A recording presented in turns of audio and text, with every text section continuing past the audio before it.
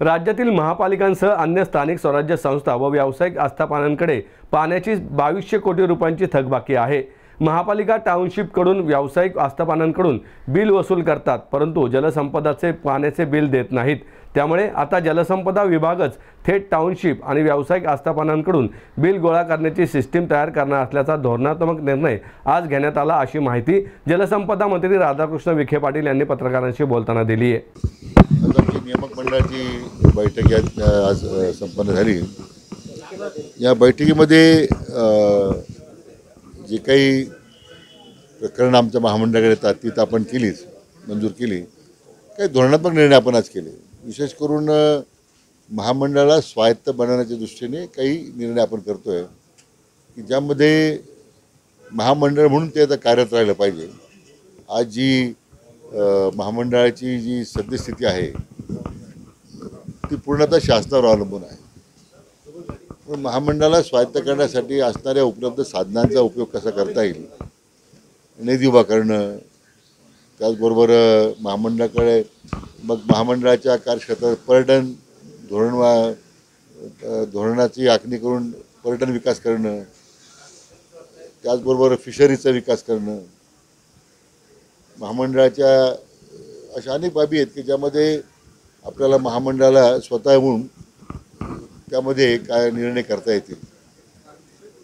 यामध्ये महामंडळाकडे असणारी सध्याची कार्यपद्धत होती कामाची, त्या मनुष्यबळाच्या पुनर्रचनेबाबतीत सुद्धा आम्ही आता निर्णय केले आहेत। तर आमच्याकडे कन्स्ट्रक्शन वेगळं, ॲडमिनिस्ट्रेटिव्ह विंग वेगळं होतं। आता तर प्रभावी मॅनपॉवर युटिलायझेशन झालं पाहिजे म्हणून ते आता आपण एकत्र करतो की ज्यामध्ये मग मोठ्या प्रमाणात मनुष्यबळ उपलब्ध होईल आणि आपल्या सिस्टीम ऑपरेट होतील। काही बऱ्याच ठिकाणची मागणी होती केटीवेअरच्या रिपेअर संदर्भामध्ये।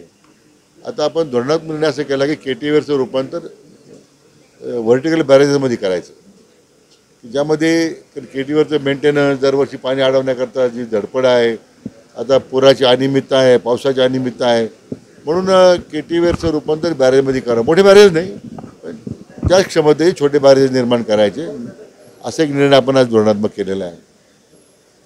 आज दौंड पंचायत समितीकरता एक जागा पाहिजे होती किंवा बारामतीला सृष्टी त्यांनी काय उभी करतात ते पर्यटनासाठी, त्या जागा आपण मंजूर केल्या आहेत। पण धोरणात्मक निर्णय आम्ही आता केलेला आहे, आता कोणत्याही जागा आम्ही मोफत देणार नाही। त्या रेडिएक्टरप्रमाणे त्या संस्थेला जमीन पाहिजे असेल त्यांनी पैसे भरायचे महामंडळाचे, मग जमिनी द्यायच्या। तर तो एक आपण याच्यामध्ये निर्णय प्रामुख्याने केलेला आहे। बाकी तर मग महामंडळाच्या करता स्वायत्त बनवण्याकरता वित्तीय सल्लागार नेमण्याचा आपण निर्णयच केला आहे की जे राज्य सरकारकडेच इम्पॅनलमेंट असणारे वित्तीय सल्लागार आहेत त्यातून एक सल्लागाराची नेमणूक करावी। त्याचबरोबर महामंडळाच्या दृष्टीने जे आज कार्यरत असणारे जे आमचे अधिकारी कर्मचारी वर्ग आहेत तो सगळा सरकारी पगार घेतो आज।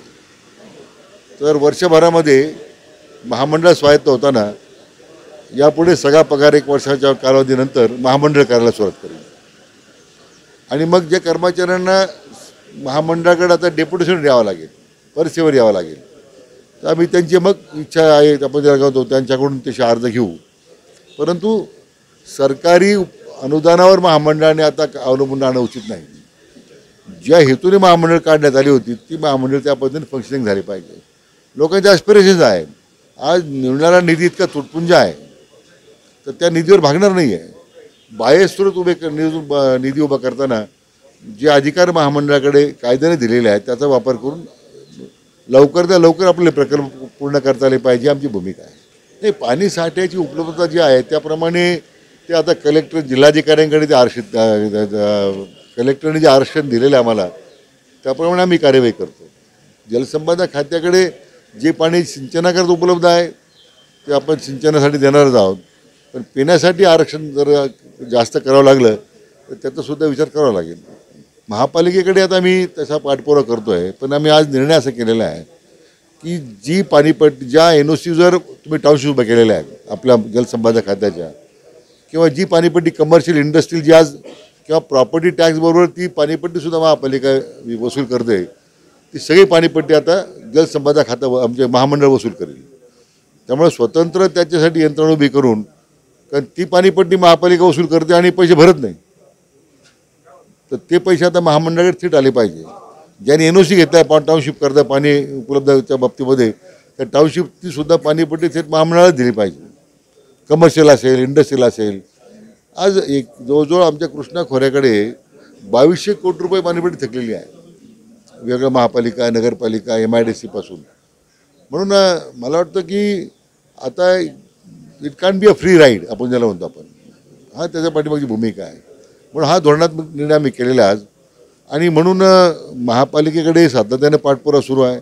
सगळ्यात महत्त्वाचा निर्णय आम्ही दुसरा केलेला आहे आज, की जे पाणी आपण सिंचनाचं पिण्यासाठी वापरतात महापालिका, कोणत्या महापालिका असू दे की नगरपालिका वापरत असतील, 80% पाणी त्यांनी रिसायकल करून ते नदीत सोडलं पाहिजे. कारण शेवटी नदीच्या खालच्या पात्रामध्ये सुद्धा सिंचन आहे ना.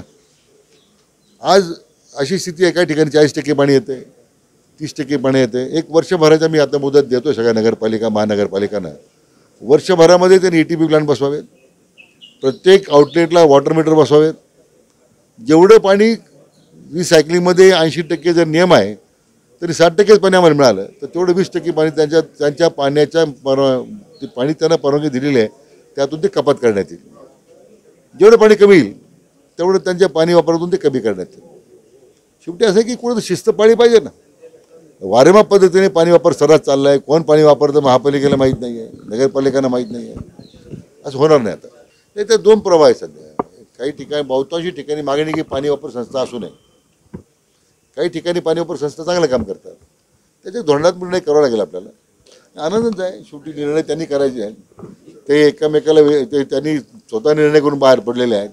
आता जर ते निर्णय करून पुन्हा एकत्रित असतील तर आमचा आक्षेप असण्याचं काय करा, म्हणजे व्यक्तिगत माझा आक्षेप असण्याचं काय कारण नाही. निर्णय त्यांनी घ्यावेत ना.